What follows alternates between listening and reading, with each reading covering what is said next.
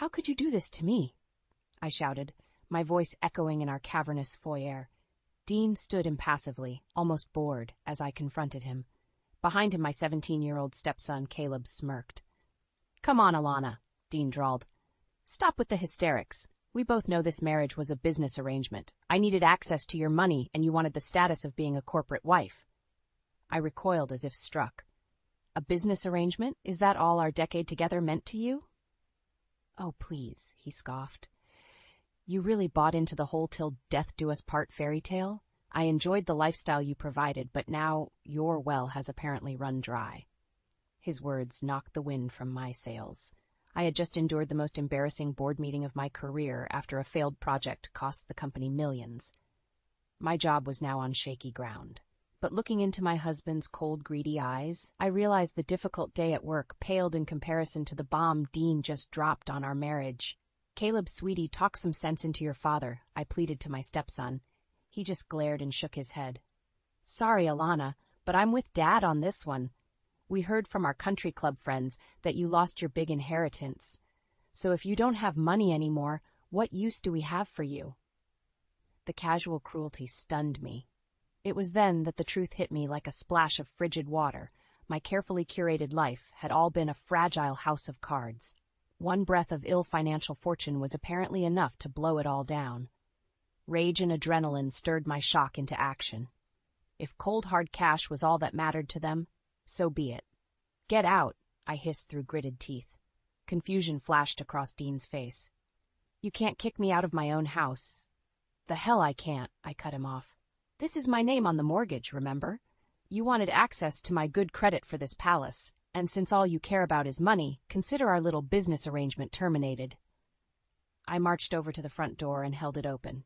I'll expect you both to be gone by morning. My attorney will deliver the divorce papers next week. Dean's lip curled derisively. You'll regret this, Alana. I stepped forward until we were nose to nose. The only thing I regret is wasting years of my life on a shallow, greedy coward like you. Now get out before I have you removed. For a second, Dean stared at me incredulously. Then, with a final sneer, he brushed past me out the door, Caleb trailing obediently behind. As soon as the door slammed shut, the adrenaline fueling my bravado evaporated. With shaking hands, I slid down the wall until I collapsed in an undignified heap, ragged sobs tearing from my throat. Rock bottom. After years of tirelessly climbing the corporate ladder, here I was, job in jeopardy, marriage in tatters, alone in this echoing mausoleum I used to call home. Used to being the operative phrase, because tomorrow I would start over. Rebuild.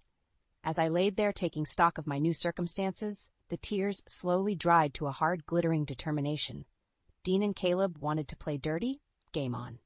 If all they valued was net worth and public image, then consider the gauntlet thrown down. I vowed then and there to attain the kind of success they could only dream of. And once I did, I would make them regret the day they betrayed the wrong woman. The best revenge would be rising from the ashes of their callous dismissal like a phoenix. Yes, there would be sweet vindication in proving I didn't need them or their conditional affection. My worth was not defined by men who saw me as nothing more than a bank account. I would build something spectacular without them, and one day in the not-so-distant future, I would relish getting to slam the door in their faces when they inevitably came crawling back. I awoke the next morning feeling hollow and numb, the events of the previous night flooding back in a miserable wave. Dean and Caleb were gone. My fairy tale life had crumbled with staggering swiftness. As I shuffled to the kitchen to brew some liquid fortification, I passed Dean's home office. The door was ajar, and I paused, seeing the velvet ring box atop a stack of financial papers on his desk. My fingers shook slightly as I opened it to reveal the substantial diamond solitaire he had given me on our 5th anniversary. A knock at the front door jolted me from my reverie. My attorney had arrived with the divorce papers as promised. As we sat signing the documents that dissolved a decade together, I recounted the details of Dean and Caleb's ugly betrayal. My attorney's shrewd eyes narrowed. "We'll make sure this divorce is quick and quiet," she assured me. "Dean's business can't afford the negative publicity right now with that discrimination lawsuit pending against him. We'll get you favorable terms, I guarantee it." I nodded numbly. barely listening. None of it seemed to matter much anymore beyond a means to swiftly sever all remaining ties. Over the next few weeks, getting back on my feet financially became my prime focus out of necessity. The legal proceedings were moving at a brisk clip, just as my attorney had promised.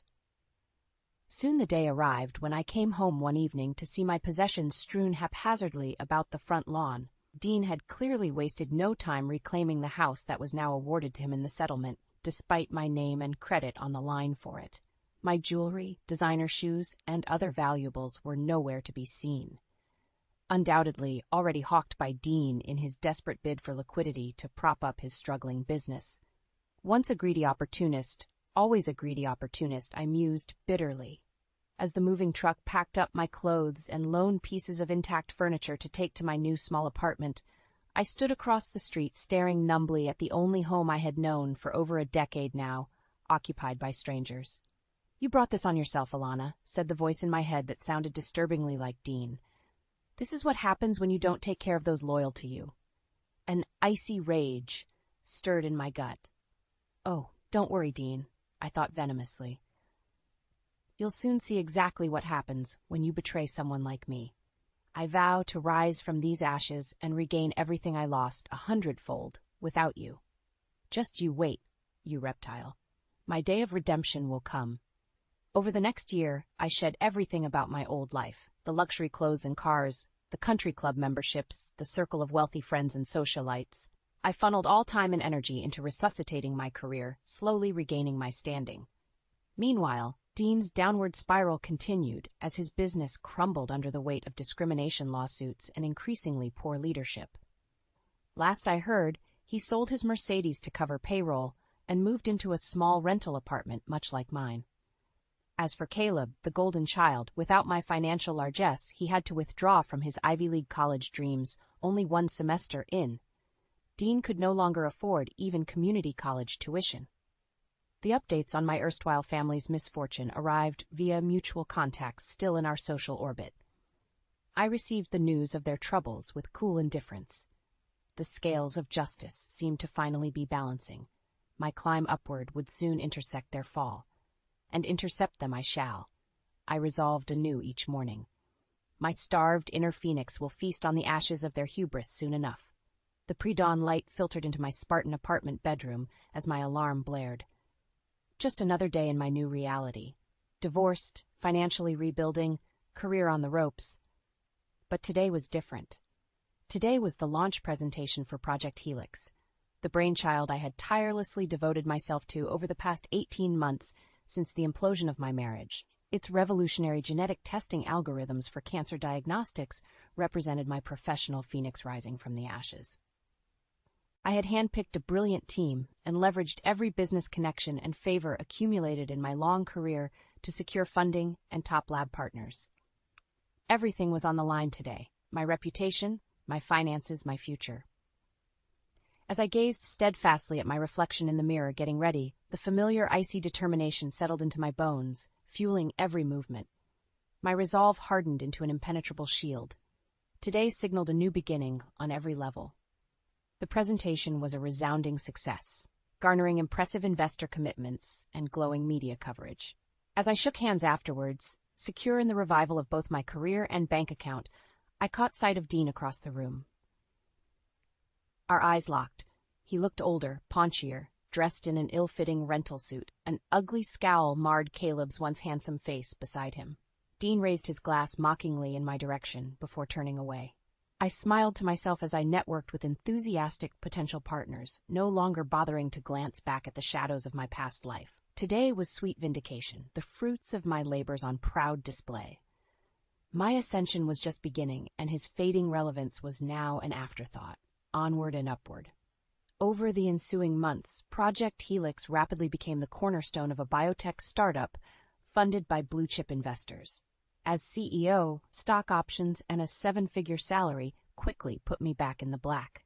Meanwhile, Dean was forced by creditors into bankruptcy and had to sell what few remaining assets he still possessed, including my treasured 5-carat anniversary ring, as I discovered.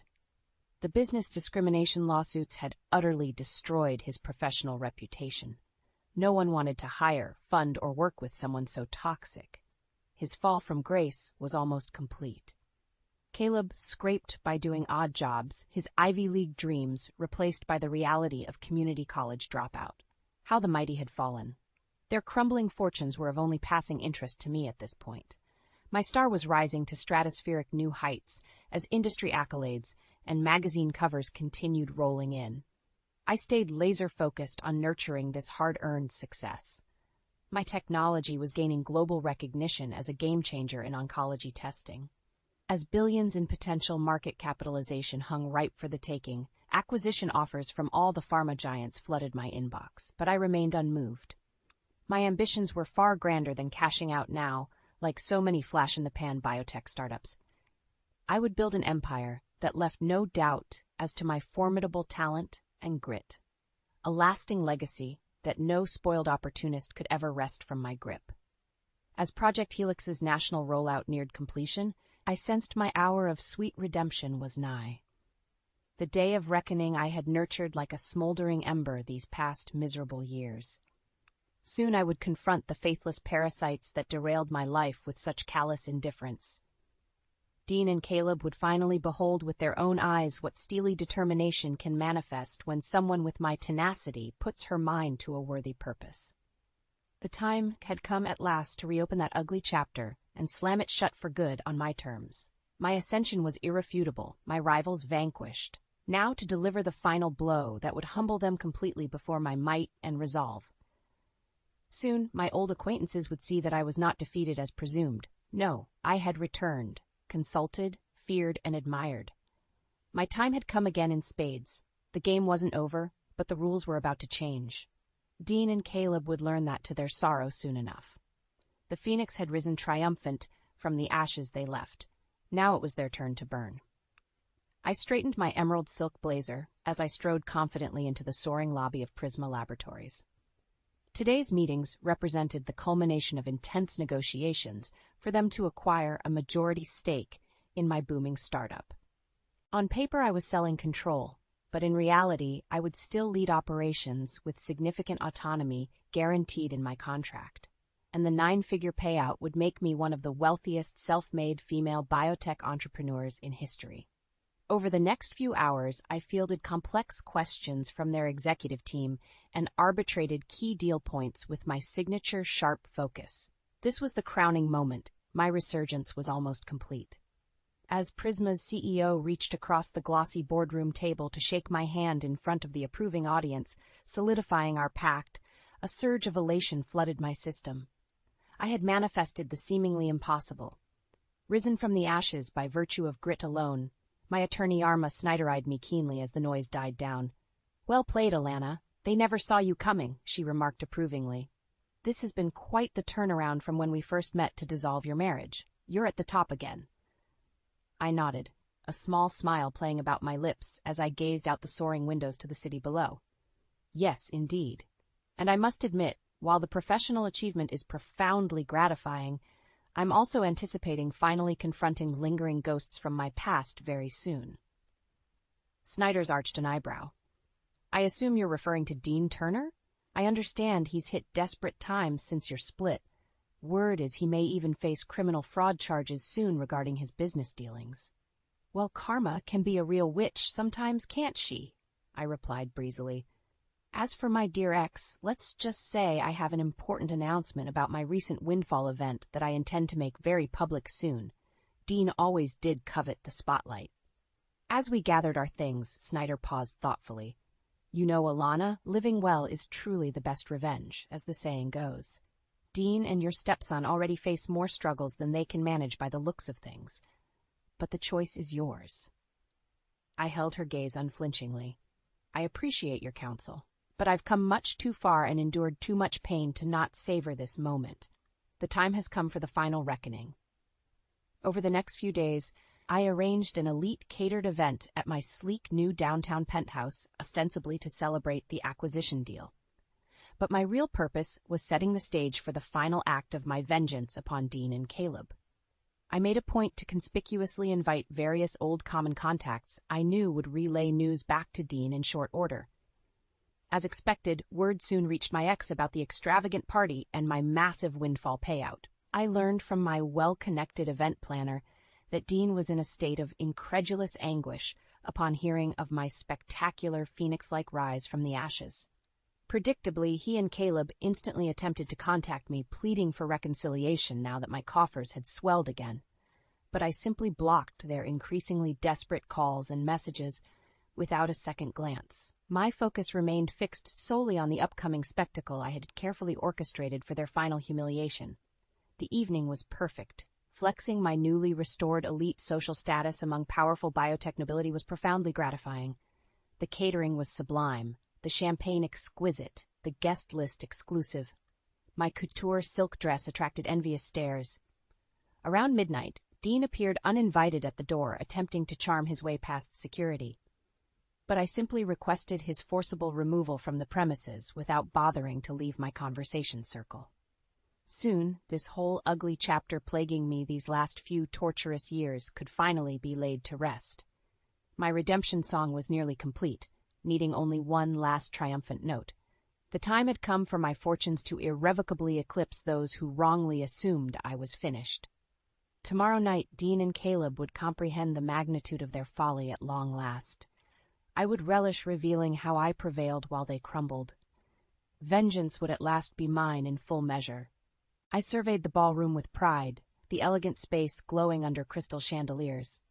Tonight represented the pinnacle, the culminating spectacle during which I would regain control of the narrative that Dean and Caleb tried to write when dismissing me as irrelevant. False narratives have consequences, and tonight, before all the eyes of the elite circle they once traveled in, my adversaries would pay the ultimate price for their vain hubris. From behind the velvet curtain, I glimpsed familiar faces in the growing crowd. Socialites and industry titans whose circles once provided my daily sustenance mingled over cocktails. Soon they would all witness my astonishing rise from the ashes after barely hiding their schadenfreude over my supposed downfall not so long ago.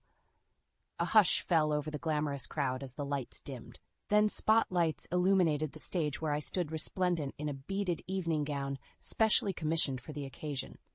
I savored the sudden shock rippling through the room. Indeed, rumors of my demise had been greatly exaggerated. Esteemed friends, colleagues, and supporters, welcome to this momentous night. My voice echoed confidently through the silent ballroom. I am beyond delighted so many familiar faces are here to help me celebrate recent events, which I shall disclose momentarily.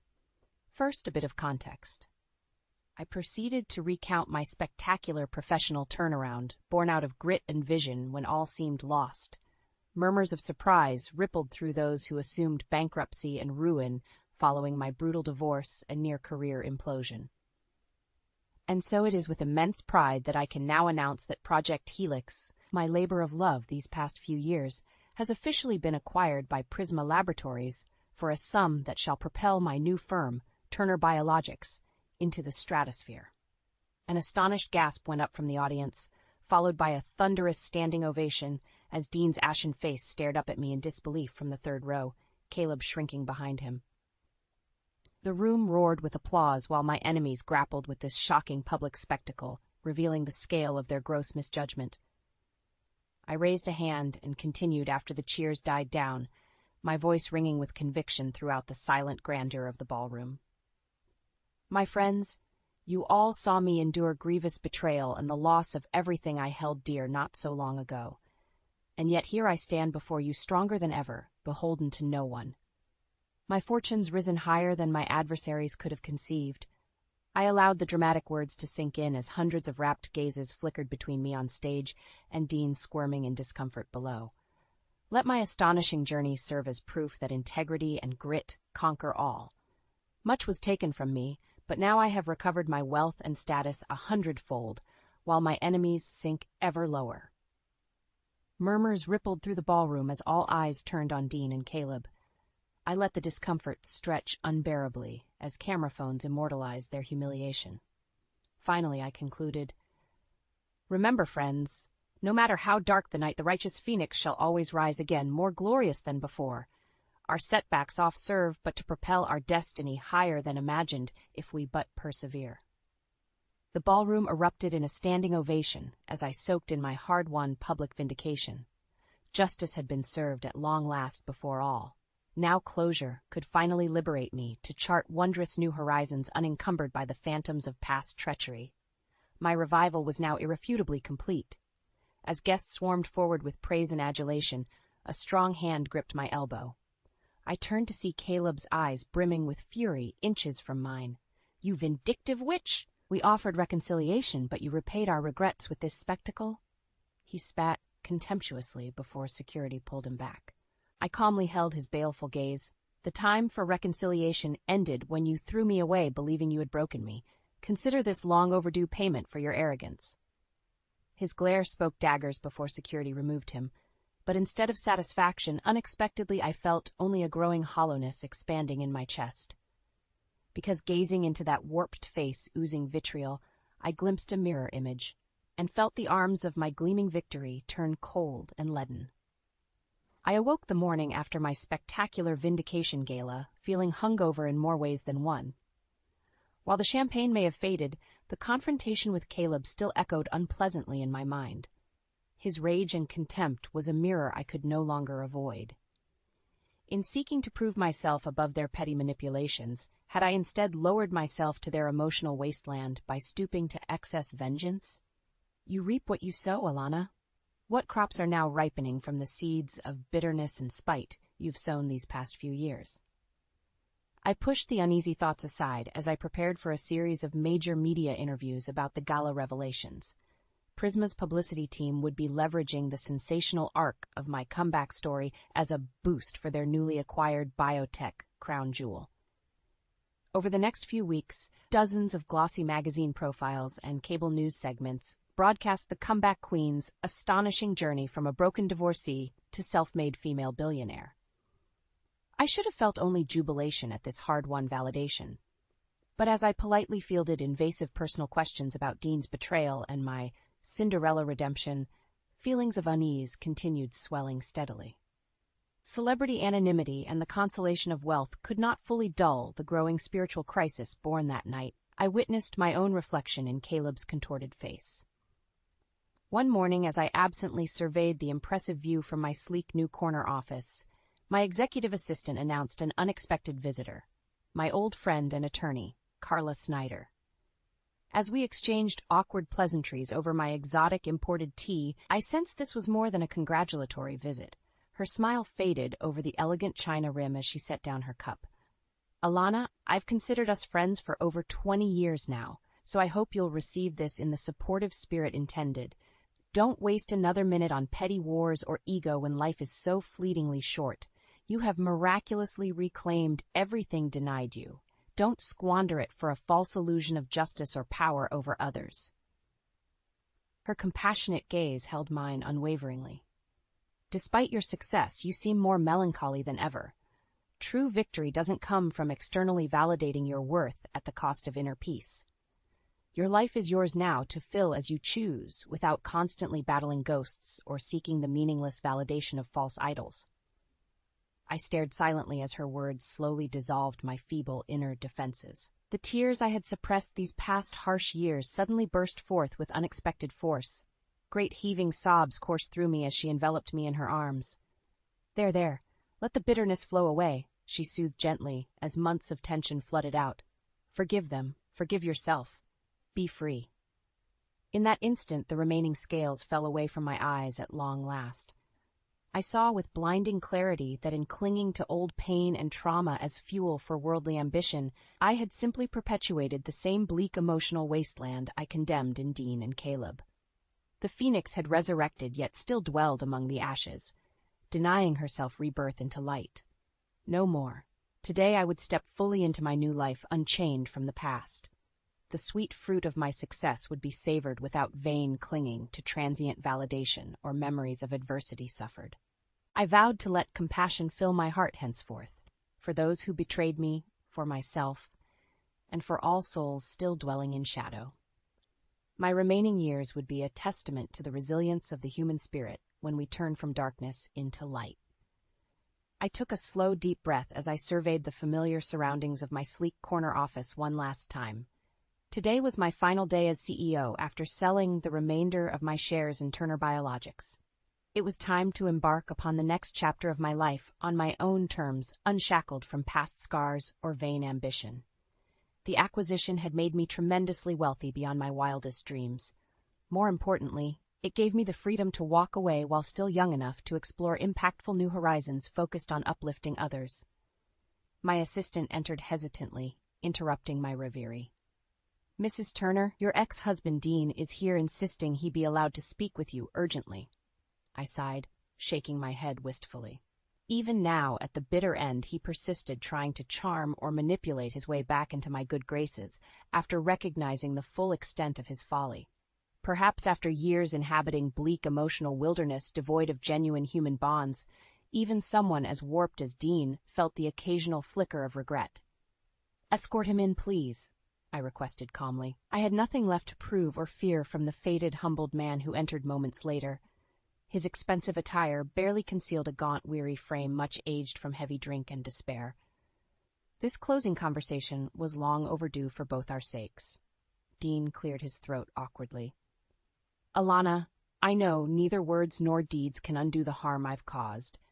But for whatever it may be worth now, I wanted you to know I fully comprehend the magnitude of my reprehensible betrayal after you showed me only love and loyalty." His eyes glistened with rare emotion. "When you needed my support most vulnerable, I utterly failed and reveled callously in your downfall. Please believe me when I say few regrets have ravaged me more painfully than this. You deserved far better." I studied Dean's anguished face quietly as he awaited judgment he knew could never fully absolve the past. Had roles been reversed, would I have found compassion sooner without clinging to bitterness and hubris as fueling false strength? Did we not both lose our way, chasing empty validation once affection died? "Dean," I spoke gently at last, "nothing can alter what choices we made when anger and pride blinded us. But having walked long miles in those shoes myself, I understand how easily we forfeit our humanity, grasping at petty wins." I stepped forward and lifted his chin tenderly so our eyes met fully. True victory lies not in worldly wealth or defeated rivals. No, it springs from cultivating understanding and wisdom to halt the cycle of pain. From there flows the peace and freedom to lift up ourselves and others. This I have learned, thanks to the very bitterness and treachery that I once deemed unforgivable. Dean scrutinized my face wordlessly as long dammed tears streamed down his haggard cheeks. I clasped his hands warmly, wordlessly conveying the forgiveness long overdue between us both. Finally, I stepped back, gazing hopefully towards the door where Caleb lingered uncertainly. "My obligations here have ended. A new chapter begins for us all. Choose wisely where you walk hereon, friends, not just for your own sakes, but for those who need your light." With an encouraging smile, I turned away, then without hesitation or backward glance. The limousine waiting below whisked me towards tropical azure waters, and the blank canvas awaiting my vision for a new future, centered not on vainglory but service. For this precious chance to paint life anew, I owed immeasurable debts to protagonists of adversity now fading into memory. The phoenix had risen irreversibly from sullen embers. Shedding that tattered past with forgiveness, my resurrected wings now bore me gladly aloft towards horizons bright with purpose. Today was the first dawn where victory's glowing warmth finally filled me true from within, and I reveled joyfully in skies no longer darkened by lingering ghosts.